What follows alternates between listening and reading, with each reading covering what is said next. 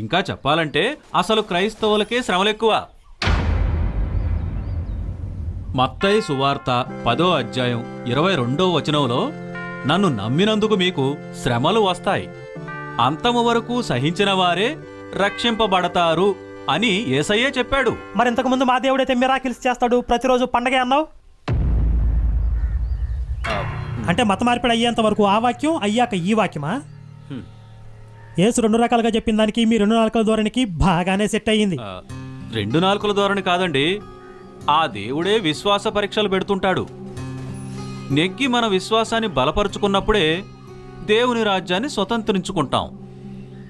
ఓహో, అంటే క్రైస్తవులకి కష్టాలు కన్నీళ్లు వస్తే అది విశ్వాస పరీక్ష. అదే హిందువులకి సమస్యలు వస్తే మాత్రం వెంటనే మతం మార్చేసుకోవాలి. ఇది